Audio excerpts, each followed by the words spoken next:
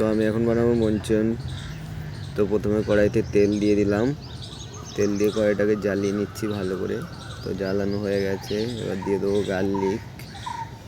গার্লিকটাকে সতে করে নেবো ভালো করে একটু, যাতে ফ্লেভারটা আসে। আর একটু তেল দিয়ে দিলাম।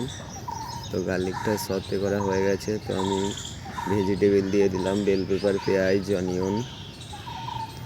তো দেওয়া হয়ে গেছে, এটাকে ভালো করে একটু কষিয়ে নেবো। নাড়িয়ে চাড়িয়ে একটু কষিয়ে নেওয়ার পরে জল দিলাম। তো এটা গ্রেভি টাইপের হবে। তো গ্রেভি টাইপের হওয়ার পরে এটাকে আমি ভালো করে একটু মাখিয়ে নিলাম, আবার নাড়িয়ে চাড়িয়ে নিলাম। তো এটাকে জল দিয়ে পুরো এবার দেবো মশলা দিচ্ছি। তো প্রথমে চিলি পেস্ট দিলাম, চিলি পেস্টটা দিয়ে পরে একটু নাড়িয়ে দেখলাম কালারটা কেমন আসলো।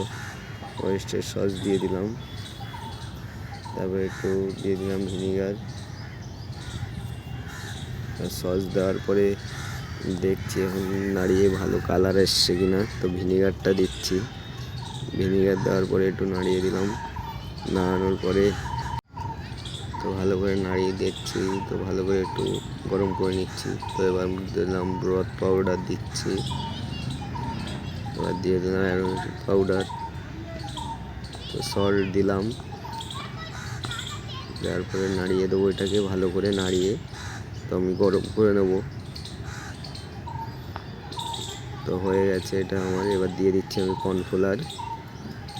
কর্নফ্লাওয়ার দিলে আর কি গাঢ় হয়, আর জিনিসটা দেখতেও ভালো লাগে, খেতেও ভালো লাগে। যে কোনো জিনিস জল জল হলে ভালো লাগে না খেতে, তো গাঢ় হওয়ার জন্য দিলাম। তো এটা অলরেডি রেডি হয়ে গেছে। একটু হালকা ডার্ক সয়া দিয়ে দিলাম।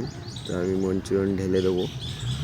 তো মঞ্চুরিয়ানটা ঢেলে দিলাম, ঢেলে দেওয়ার পরে একটু নাড়িয়ে দেবো ভালো করে। তো নাড়িয়ে দিলাম। তো হয়ে গেল আমাদের মঞ্চুরিয়ান আজকে।